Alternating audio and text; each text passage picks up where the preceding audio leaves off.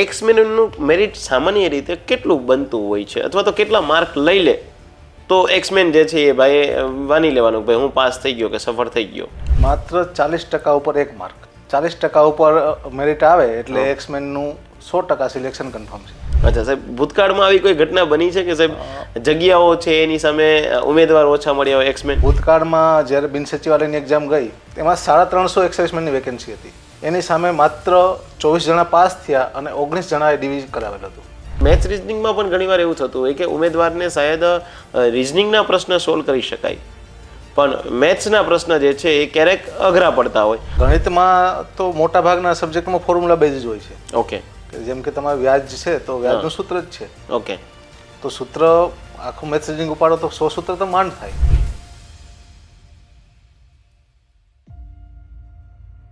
નમસ્કાર દોસ્તો, હું આપનો મિત્ર દિનેશ કણેત આપ સર્વનું હાર્દિક સ્વાગત કરું છું આપના પોતાના સૈયારા પ્લેટફોર્મ કણેત ગાઈડન્સ પર. દોસ્તો, સમયાંતરે જે છે એ અલગ અલગ સરકારશ્રીના અધિકારીગણ અને જે અત્યારે કોઈને કોઈ પોસ્ટ ઉપર ફરજ પર છે તેમના માધ્યમથી હું આપને સરકારી ભરતી પરીક્ષાના અલગ અલગ સર્વંગની માહિતી આપતો હોઉં છું. ક્યારેક આપણે વાત કરીએ છીએ રિસર્ચ ઓફિસર સાથે, તો ક્યારેક વાત કરીએ છીએ પીએસઆઈ સાથે, ક્યારેક વાત કરીએ માહિતી મદદનીશ સાથે, તો ક્યારેક વાત કરીએ છીએ આપણા હેલ્થના જે છે અધિકારીગણ સાથે. પરંતુ આજે સ્પેશિયલ ગેસ્ટ છે આપણા સ્ટુડિયોના, અને આ સ્પેશિયલ ગેસ્ટ અને આજનો પોડકાસ્ટ એવા ઉમેદવાર માટે છે કે જે ઉમેદવાર શ્રીઓ સરકારશ્રીના રક્ષા મંત્રાલયમાં જે છે એ ફરજ બજાવી અને ફરજ પાછા વતનમાં ફર્યા છે, અને એવા દેશની આન બાન શાન, એવા દેશના જે છે એ શૌર્યથી જે છે એ ભરપૂર આર્મીમેનના જે છે એ ભાઈઓ છે એ એક્સ આર્મીમેનના કોટામાં ગુજરાત સરકારમાં અથવા તો કેન્દ્ર સરકારની પરીક્ષાઓમાં પાસ થવા ઈચ્છે છે, એમના માટે માર્ગદર્શનનો આ પોડકાસ્ટ છે. ફરી એક વખત આપનું હાર્દિક સ્વાગત છે દોસ્તો. અને આજના જે છે ગેસ્ટનો ઇન્ટ્રોડક્શન આપું તો આજના આપણા ગેસ્ટ છે જિગ્નેશ કોટડિયા સાહેબ. જિગ્નેશ કોટડિયા સાહેબ દોસ્તો એક્સ આર્મીમેન છે. આર્મીની જે છે એમની પોતાની ફરજ પૂર્ણ કર્યા બાદ સરકારી ભરતી પરીક્ષાની તૈયારી કરી અને એ પરીક્ષા જે છે એ સફળતાપૂર્વક પાસ કરી છે, અને વર્તમાનમાં ગુજરાત રાજ્યમાં ગૃહ વિભાગમાં વિજિલન્સ જે છે અને ત્યાં ફરજ પર છે. સાહેબ આપનું ખૂબ ખૂબ હાર્દિક સ્વાગત છે. સાહેબ, એક પહેલો ક્વેશ્ચન આપને પૂછવા માંગીશ કે સરકારશ્રીના ખાસ ગુજરાત રાજ્ય સરકારમાં એક્સમેન જે ભાઈઓ છે એમના જે કોટા છે, એમના જે ટકાવારી છે એ કેટલી ક્લાસ 1 અને ક્લાસ 3 ક્લાસ 4માં હોય છે, એ ખાસ ઉમેદવારશ્રીઓને જણાવો, જેથી કરીને અત્યારે જે વર્તમાનમાં છેલ્લા 6 મહિના કે 1 વર્ષ પહેલાં જ જે ડ્યુટી પૂરી કરીને આવ્યા છે તો એમને સાહેબ ખ્યાલ આવે કે ભાઈ મારે વર્ગ 1માં જવું તો આટલી ટકા મારા માટે રિઝર્વ છે, 3માં આટલી, 4માં આટલી. સરકારશ્રીના જો નિયમ મુજબ ક્લાસ 1 માટે 1%ની જોગવાઈ છે. બરાબર છે. ક્લાસ 3 માટે 10% અને ક્લાસ 4 માટે 20%ની જોગવાઈ છે. અચ્છા, એટલે 1, 10 અને 20 આ ટાઈપની જોગવાઈ છે.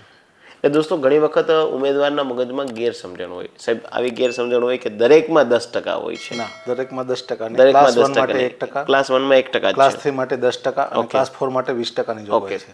મતલબ 100 જગ્યા જે છે એ ક્લાસ 1ની આવી તો એમાં એક્સમેનની એક સીટ હશે. ઓકે સાહેબ.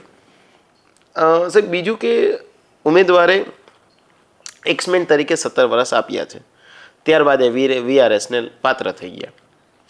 ત્યારબાદ સાહેબ એ ગુજરાત રાજ્ય સરકારની પરીક્ષાની તૈયારી કરે, એમાં વર્ગ 1થી લઈ વર્ગ 3 સુધી જે છે એ કોઈને કોઈ પરીક્ષા પાસ કરે, તો સાહેબ એમનું પગાર ધોરણ કેટલું હોય છે? વર્ગ 1 માટે 56,100 થી બેઝિક સ્ટાર્ટ. બરાબર છે. સુપર ક્લાસ 3 માટે અને ક્લાસ 3 માટે પહેલા 5 વર્ષ. ઓકે. સુપર ક્લાસ 3 માટે 49,600 યસ, અને ક્લાસ 3 માટે 26,000. 5 વર્ષ ફિક્સ સેક્શન છે. ઓકે. ત્યાર પછી રેગ્યુલર નિયમ મુજબ ઓકે એમને બધું પગાર ભથ્થા શરૂ થઈ એટલે મતલબ ક્લાસ 3 હોય અથવા તો સુપર ક્લાસ 3 હોય તો એમને પહેલા 5 વર્ષ એક્સ આર્મીમેનના કોટા બાદ પણ ફિક્સેશનમાં રહેવું પડશે સરકારની નીતિ મુજબ, અને ત્યારબાદ જે કંઈ એનો જીપી હશે, ગ્રેડ પે હશે એ મુજબ જે છે આગળ વધશે. સાહેબ બીજું એક કે એક્સમેન ભાઈ છે એમનું મેરિટ અલગ અલગ ભરતી પરીક્ષાઓમાં અત્યારે સાહેબ નવી જે સરકારશ્રીની અને એમાં પણ ગૌણ સેવા પસંદગી મંડળ છે, જીપીએસસી છે, તો એમણે ક્રાઇટેરિયા મિનિમમ 40% વાળા રાખ્યા છે. જોકે 40% જે છે એ ઉમેદવાર લે છે તો ત્યારબાદ એનું મેરિટ બને છે. તો સાહેબ એક્સમેનનું મેરિટ સામાન્ય રીતે કેટલું બનતું હોય છે, અથવા તો કેટલા માર્ક લઈ લે તો એક્સમેન જે છે એ ભાઈ માની લેવાનું ભાઈ હું પાસ થઈ ગયો કે સફળ થઈ ગયો? માત્ર 40% ઉપર 1 માર્ક. અચ્છા, 40% ઉપર 1 માર્ક. હા, 40% ઉપર મેરિટ આવે એટલે એક્સમેનનું 100% સિલેક્શન કન્ફર્મ છે. અચ્છા સાહેબ, ભૂતકાળમાં આવી કોઈ ઘટના બની છે કે સાહેબ જગ્યાઓ છે એની સામે ઉમેદવાર ઓછા મળ્યા હોય એક્સમેન? ભૂતકાળમાં જ્યારે બિન સચિવાલયની એક્ઝામ ગઈ, Right. બહુ મોટી એક્ઝામ હતી ને બહુ ચર્ચાની જી એક્ઝામ સાહેબ. હતી, કારણ કે 19 થી લઈને પંચવર્ષીય યોજના જેવું નામ આપવામાં આવ્યું સુધી હતું. હાલ- યસ.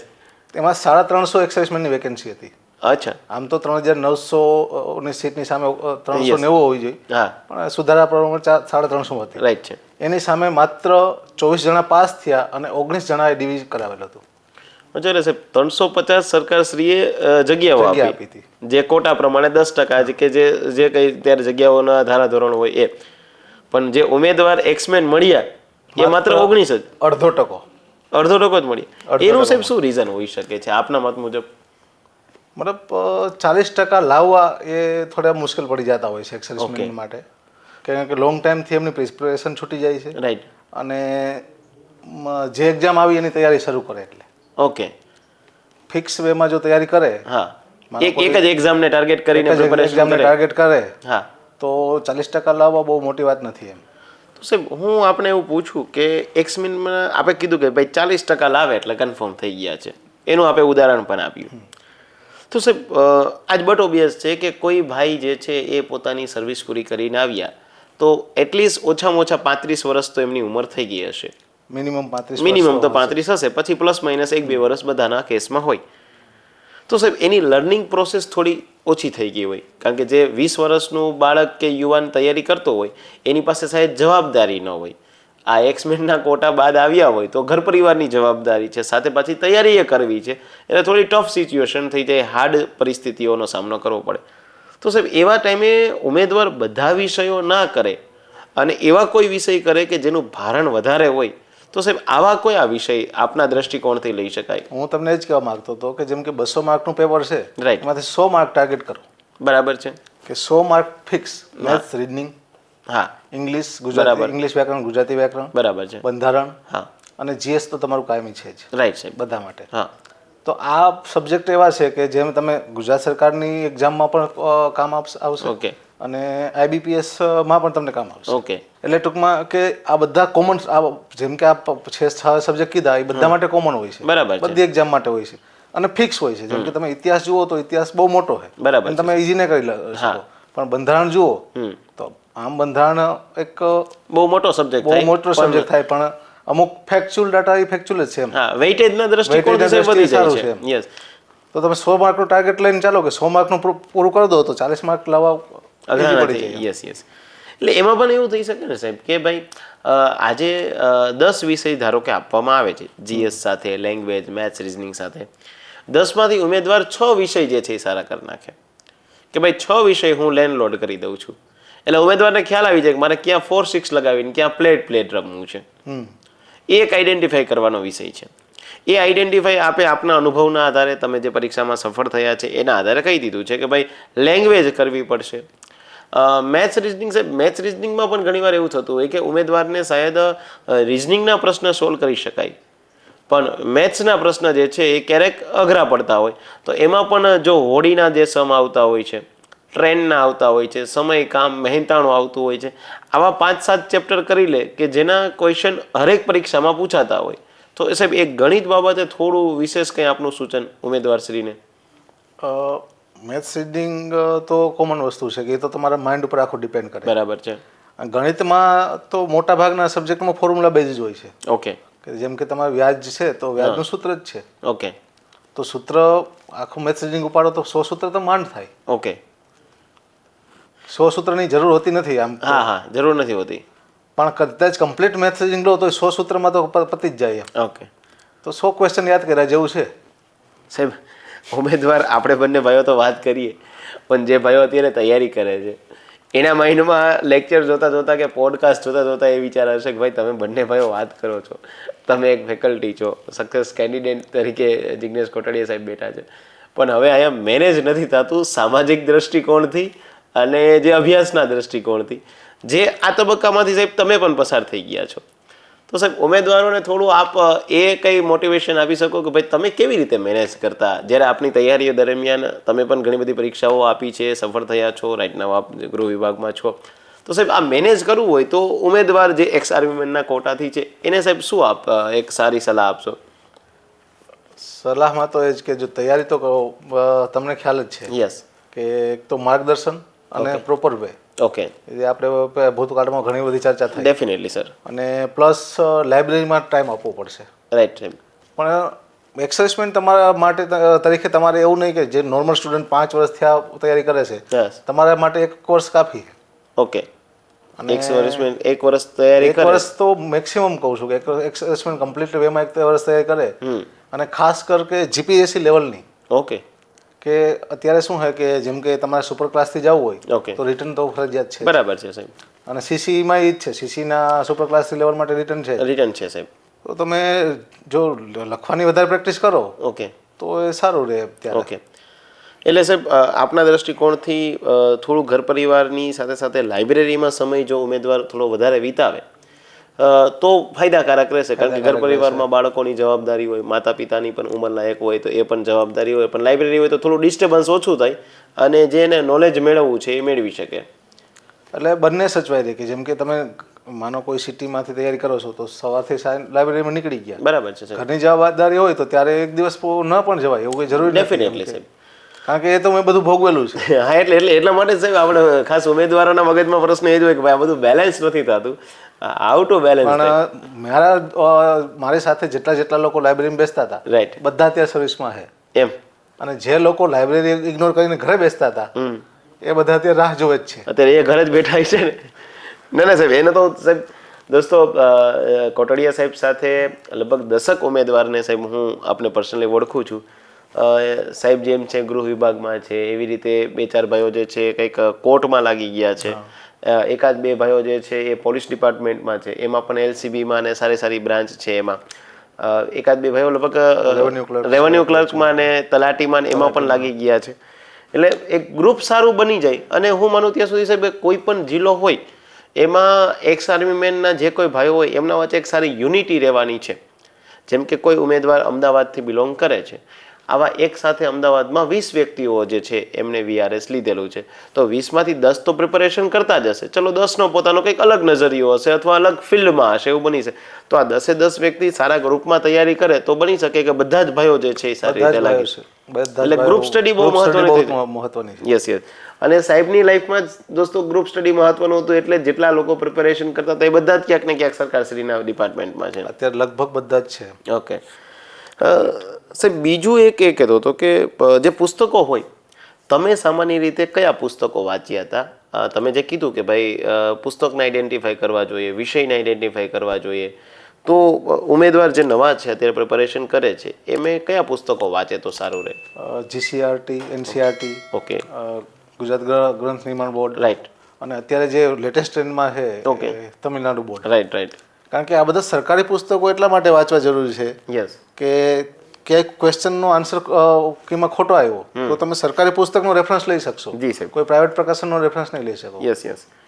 અને એમાંય ખાસ સાહેબ જે લોકો જે આર્મીમેન ભાઈ છે કે જે જીપીએસસીની પ્રિપેરેશન કરે છે, સાહેબ ઉમેદવારના મગજમાં એક એ પણ પ્રશ્ન હોય કે એક્સ આર્મીમેન થઈ અને હું ડાયરેક્ટ જીપીએસસીની તૈયારી કરું, તો સાહેબ એવા કોઈ એક્સ આર્મીમેન ભાઈઓ છે કે જે અત્યારે ક્યાંક ને ક્યાંક સીધા જ ક્લાસ 1-2 તરીકે ક્યાંય પાસ થઈ ગયા હોય, ફરજ પર છે, આપના જ મતલબ જે છે ફિલ્ડ સાથે સંકળાયેલા હોય એવા?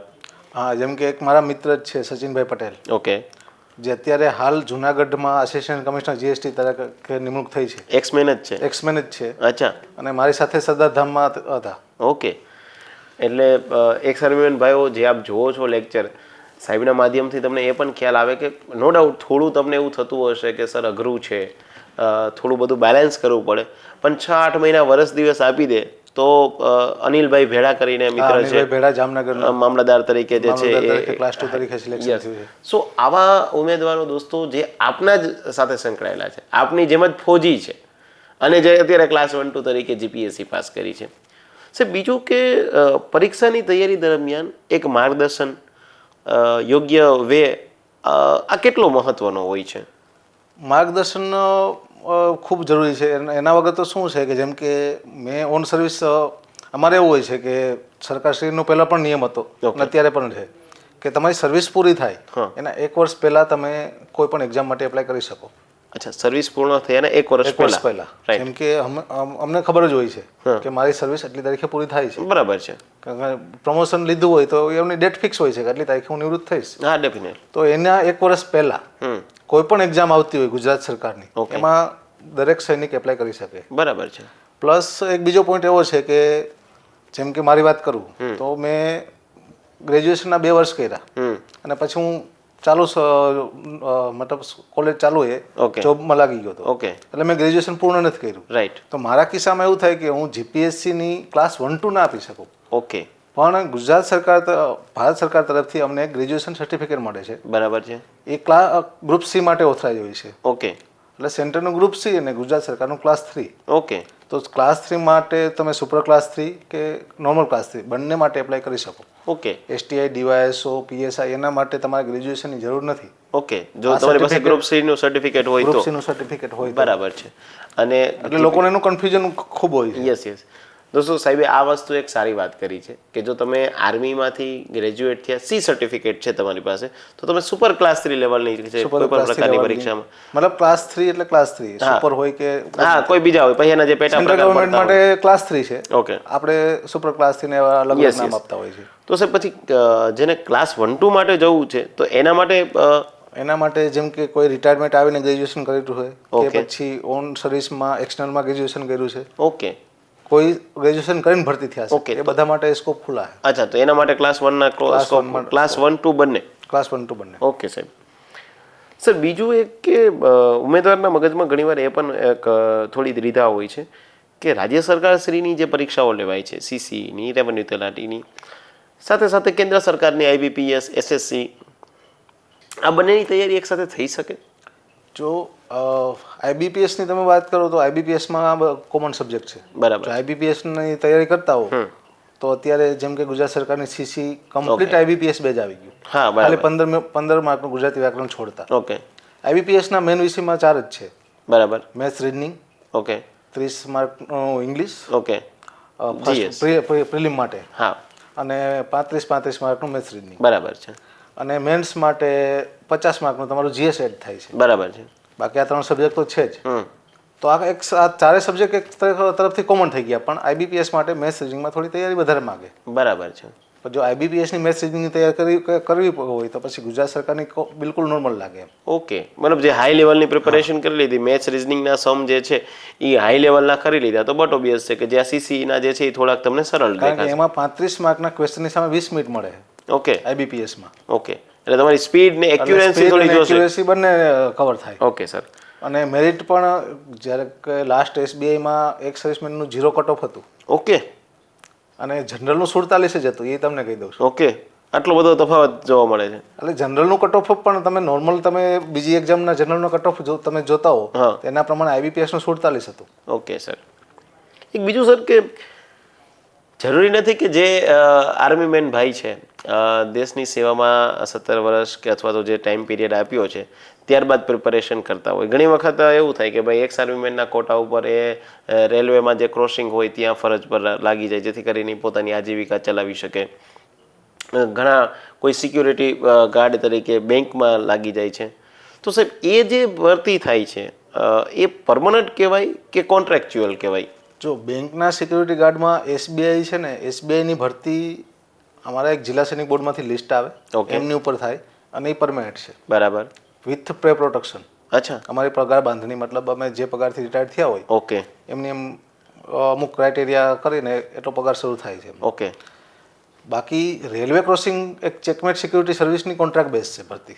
અચ્છા. રેલવેમાં જે છે 11 મહિનાના કોન્ટ્રાક્ટ બેઝ ઉપર હોય છે. તો ગમે ત્યારે તમને ઘર ભેગા કરી શકે. હા, મતલબ જ્યારે એમાં પરમનન્ટ ભરતી થઈ જાય તો બની શકે કે ભાઈ આમાંથી તમને જે છે છૂટા કરી શકે. પણ પેલી એસબીઆઈ વાળી છે, એસબીઆઈ વાળી એ પરમનન્ટ છે. તમારા પે પ્રોટેક્શન સાથે તમે જે પગારથી રિટાયર થયા છો ત્યાંથી જે છે શરૂઆત થશે. દોસ્તો એ એક આઈબીપીએસ ક્લર્કમાં પણ સેમ છે. અચ્છા. આઈબીપીએસ ક્લર્કમાં સેમ. આઈબીપીએસ ક્લર્ક માટે ગ્રામીણ બેંક, એસબીઆઈ કે normal IBPS okay pay protection સાથે મળે છે. સાહેબ હું આપને આર્મી મેન તરીકે તમે રિટાયર થયા પછી 4 તબક્કાઓ આપું. એક તો આર્મી મેન તરીકે તમે રિટાયર થયા પછી પ્રાઇવેટ નોકરી કે ધંધો કરવો કે સરકારી નોકરી કરવી, એક આ ગોલ સેટ કરવો, તમારો ધ્યેય તમે નક્કી કર્યો. ત્યારબાદ તમે તૈયારી કરી, સમય આપ્યો, એ બાદ તમે પરીક્ષા પાસ કરી અને અત્યારે તમે વિજિલન્સમાં ફરજ પર છો. સાહેબ ગોલ નક્કી કરવો, તૈયારી કરવી, પરીક્ષા પાસ કરવી અને અત્યારે વર્તમાનમાં જિંદગી, આ સફળતાના 4 તબક્કાઓ મેં આપને વર્ણન કરીએ. આમાંથી સૌથી અઘરો તબક્કો આ આખી પ્રક્રિયામાં કયો આપને જણાવો? ગોલ નક્કી કરવામાં, તૈયારી કરવામાં, પરીક્ષા પાસ કરવામાં કે પોસ્ટ ઉપર ને કામ કરો છો એ બાબતમાં? મેન મારા દ્રષ્ટિએ જુઓ તો તૈયારી કરવામાં અઘરું લાગે. ઓકે. બાકી પોસ્ટ ઉપર કામ કરવામાં મને એટલું કોઈ વર્કલોડ ક્યારેય લાગતું નથી. ઓકે. કારણ કે અમે હેવી વર્કલોડમાંથી પસાર થયા એટલે. રાઈટ સાહેબ, સમજી શકાય. સાહેબ ગોલ નક્કી કરવા સમય કે ભાઈ હવે તમે આપ સાહેબ શ્રી કયા વર્ષે સાહેબ આર્મીમાંથી જે છે એ આપણે સેનાની સેવા પૂરી કરી આપે? હું 2020માં રિટાયર થયો. ઓકે. અને મેં ફોર્મ 2019માં જ ભરી દીધું હતું. જેમ કે મેં તમને કીધું કે 1 વર્ષ પહેલા મને ખબર હતી આગે કુછ થઈ ગયા તમે, એટલે મેં ત્યાં જ પહેલું ટ્રાયલ બેઝ ફોર્મ ભર્યું હતું મેં. ઓકે. કે ગુજરાત સરકારની એક્ઝામ કેવી હું જોઉં. ઓકે. પણ એ ભરતી એટલી લાંબી હાલે કે સિલેક્શન મારું એમાં જ. હા બરાબર છે. તો સાહેબ પણ આપ જે 2020માં આવ્યા, ચલો આપ પૂર્વ તૈયારીના ભાગરૂપે 19માં ભર્યું, પણ 20માં પછી કોવિડ નામનો વાયરસ આવી ગયો, પરિસ્થિતિ આપ બધા જ જાણીએ છીએ. તો સાહેબ એ સમયે તમને એવું નથી કે હવે તૈયારી છોડી દઉં ને ચાલ ને કંઈક પ્રાઇવેટ ધંધો કરી લઉં? કોવિડ આવ્યો એટલે જ એવું લાગ્યું. હા. કે કોવિડમાં બધા ઘરે બેઠા હતા. ઓકે. બધાના ધંધા બંધ હતા. હા. પણ સરકારી કર્મચારી તરીકે પગાર ચાલુ હતો. ઓકે. એટલે ત્યારે એવું થાય કે આફતમાંથી તમે અવસર જે છે એ શોધી લીધો. એટલે દોસ્તો આવું ઘણી વાર લાઈફમાં થશે. કોવિડ આવે યા યુદ્ધની પરિસ્થિતિ, ઘણી વખત આપણે જોઈએ કે ભાઈ ભારત પાકિસ્તાનમાં જે છે એ પહલગામના હુમલા બાદ થોડી પરિસ્થિતિ નાજુક બની ગઈ, પણ સરકારશ્રીના સારા જે છે વિઝનથી બધું વ્યવસ્થિત ચાલે છે. તો આફતને અવસરમાં તબદીલ કરવી એ એક આર્મી મેનનો બહુ મોટો ફાળો, સિંહ ફાળો કહી શકાય, કે એક એમનામાં સારું લક્ષણ બી કહી શકાય કે ભાઈ જ્યારે કોઈ આફત આવે ત્યારે એને તકમાં ફેરવી દેવી. સાહેબ બીજું કે આપ જ્યારે પરીક્ષામાં તમે જે બિન સચિવાલય ક્લાર્ક માં પાસ થયા છો, જ્યારે આપ પાસ થયા હશો, આપનું રિઝલ્ટ આવ્યું હશે, આપના તરફથી અપેક્ષા માતા પિતાની હશે, એમની પણ ઉંમર થઈ છે, આપનો પરિવાર બી છે, બાળકો બી છે, બટ ઓબિયસ છે સાહેબ. તો સાહેબ આ જ્યારે રિઝલ્ટ તમે એમને કીધું, બાળકો બી હવે મોટા થઈ ગયા હોય એટલે બટ ઓબિયસ છે એને પણ સાચા ખોટાની પરખ ખબર હોય કે પપ્પા અહીંયા કયા પાસ થઈ ગયા છે, આ ડિપાર્ટમેન્ટમાં એમને નોકરી મળશે, ફૌજી છો સાહેબ, આપણા ઘરમાં ડિસિપ્લિનમાં તો કોઈ સંદેહ હોવાનો નથી. તો સાહેબ ત્યારે આપે જ્યારે આપણા બાળકોને, આપના વાઈફને જ્યારે આ આખી ઘટના વર્ણવી કે ભાઈ ચલો હું આ ડિપાર્ટમેન્ટમાં આ પોસ્ટ ઉપર સિલેક્ટ થઈ ગયો, ત્યારની પરિસ્થિતિ શું હતી સાહેબ? ડિપાર્ટમેન્ટ સિલેક્શન તો પછીની વાત છે, પણ એ સમયે ગૌણ સેવામાં કે રાકેશ સાહેબ હતા. ઓકે. એમને કીધું કે આજે હું રિઝલ્ટ ડિક્લેર કરીશ 11 વાગ્યા પછી. બરાબર. અને 11:15 રિઝલ્ટ આવ્યું તો આખું ઘર રાહ જોઈને જ બેઠું હતું કે ક્યારે રિઝલ્ટ આવે. અચ્છા. અને સાહેબ એ રિઝલ્ટમાં જ્યારે આપણું નામ જોયું, આપના પરિવારમાં શું માહોલ હતો સાહેબ? પરિવારને તો ખુશીનો માહોલ જ સર્જાઈ ગયો હતો, કારણ કે બધા રાહ જોઈને બેઠા હતા કે શું થશે. ઓકે. રિઝલ્ટની આશા આતુરતા એટલી જ હતી. ઓકે. અને મતલબ એક શું કહે ફંક્શન જેવું કહેવાય ને કે રાતે જ. અચ્છા, રાતે 12 વાગે આપણા ઘરે ઉત્સવનો માહોલ થઈ ગયો. બધા લોકો ઉપર ખુશી આવી, ખુશી અલગ હતી. યસ. દોસ્તો સાહેબે બી 2020માં સાહેબ ઓર્ડર આપને ક્યારે મળ્યા છે? 22માં, 23માં.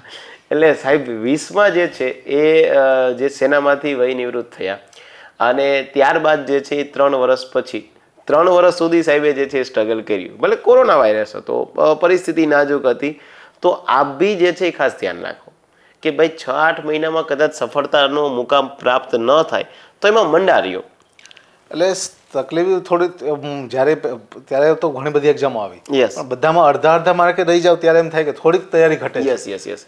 પછી તમને એમ થાય કે હવે હું બસ આના બાજુ વળગ્યો રહ્યો. યસ. કે હું જુનાગઢ મૂકીને અમદાવાદ આવી ગયો હતો. યસ. છેલ્લા 2 મહિના માટે. ઓકે.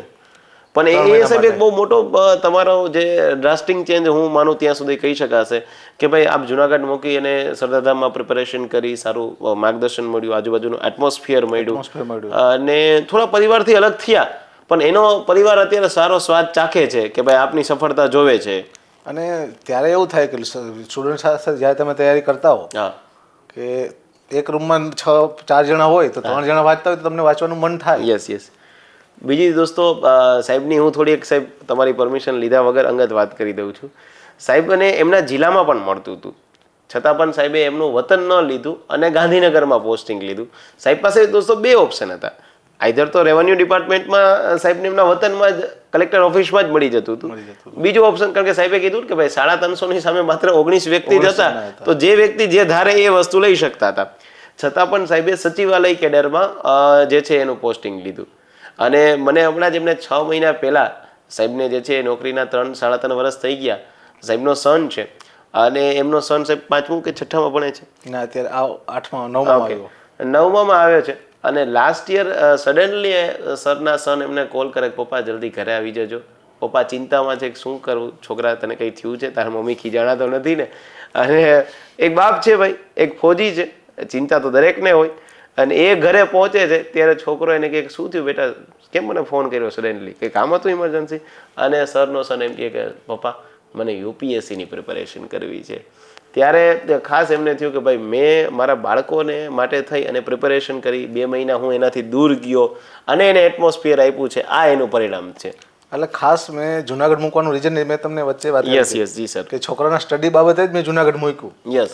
અને જે એના દિમાગમાં મને જે દેખાણો કે યુપીએસસીનો એ આ એટમોસ્ફિયરમાં જ મળે. પણ સાહેબ આ નાની ઉંમરે ભલે આગળ જતા ડેફિનેટલી આપના આશીર્વાદ હશે, એમની પ્રિપેરેશન હશે, ભગવાનનો સાથ સહકાર હશે તો એ યુપીએસસી બી થશે. પણ સાહેબ 8મા 9મા ધોરણનો જે બાળક છે એમને ગુજરાતમાં રહી અને યુપીએસસીનો વિચાર આવવો એ હું માનું, નો ડાઉટ બીજા બાળકોને આવી શકે, પણ આ તમારા સારા સંસ્કાર, તમારા ઘરની સારી ડિસિપ્લિન, એમનું પોતાનું વિઝન અને આજુબાજુનો એટમોસ્ફિયર કહેતું હોય છે. સાહેબ આપનો ખૂબ ખૂબ આભાર કે આપે જે છે એ આપનો કિંમતી સમય આપ્યો. અને દોસ્તો આપ પણ એક આર્મીમેનના કોટામાંથી પ્રિપેરેશન કરતા હોય, કણેત ગાઈડન્સ આપણી ટેલિગ્રામ ચેનલ છે, એમાં આપ જોડાઈ શકો છો, જેમાં વારે તહેવારે જે અપડેટ આવતી હોય એ હું મૂકતો રહેતો હોઉં છું. આપ અલગથી એક આર્મીમેન માટેનું વોટ્સઅપમાં આપણે ગ્રુપ પણ બનાવેલું છે, જેથી કરીને કોઈ પણ સરકારી ભરતી એના મટીરિયલ બાબતે જે છે એ હું તમને જે છે એ માહિતી મળતો રહું. આ ગ્રુપમાં આપ જોડાવવું હોય તો મારા મોબાઈલ નંબર છે, વોટ્સઅપ નંબરમાં તમારે એક્સ આર્મીમેન લખી અને મેસેજ કરી દેજો 7226926024, જેથી કરીને આપ પણ જે છે એ સરની જેમ જ સારી સફળતા જે છે એના મીઠા ફળ જે છે એનો સ્વાદ ચાખી શકો. જલ્દીથી જલ્દી આપ ડિપાર્ટમેન્ટમાં આવી આપના પરિવાર અને આપના જે છે એ માતા પિતાને, આપ ખુદને જે છે એક સારું સ્ટેટસ આપો, આવી શુભકામનાઓ. અને સર ફરી એક વખત આપનો ખૂબ ખૂબ આભાર કે આપે જે છે આપનો સમય ફાળવ્યો. દોસ્તો આપ સમજી શકો છો વિજિલન્સ જેવો ડિપાર્ટમેન્ટ છે જ્યાં પ્રાઇવસી બહુ મેટર કરતી હોય, જવાબદારીઓ પણ હોય છે, છતાં પણ જે છે એ મને ઘણા ટાઈમથી જે છે એ સાહેબે કીધું કે ભાઈ મારે એક સ્પેશિયલી કોઈ એવો સારો સંદેશો સામાજિક દૃષ્ટિકોણથી અત્યારે જે મારા ભાઈઓ મારા બાદ જે છે એ વીઆરએસ લઈને આવ્યા છે એમને કંઈક સારો સંદેશો આપવો છે. આવો એક નેક ઈરાદો જે છે એક ફૌજીમાં, એક આર્મીમાં જ હોઈ શકે છે. એટલે આપણે તમામ લોકોએ જે છે એ જિગ્નેશ કોટડિયા સાહેબનો આ તકે ખૂબ ખૂબ આભાર માનવાનો છે. આપને યોગ્ય જણાવવું હોય કન્ટેન્ટ અથવા તો મારી અને સરની વાતો, તો આપ ડેફિનેટલી લાઇક, શેર કે સબસ્ક્રાઈબ જે છે એ આપણી યુટ્યુબ ચેનલને કરી શકો છો. બીજી કંઈ પણ આપને ખ્યાલ ન હોય, તૈયારી બાબતે કંઈ માર્ગદર્શન જોતું હોય તો મેં નંબર આપેલો જ છે, એ નંબર પર આપ ગમે ત્યારે કોન્ટેક્ટ કરી શકો. જય હિન્દ દોસ્તો, ખૂબ ખૂબ શુભકામનાઓ. ડિપાર્ટમેન્ટમાં આવો તેવી wish you all the very best. આભાર.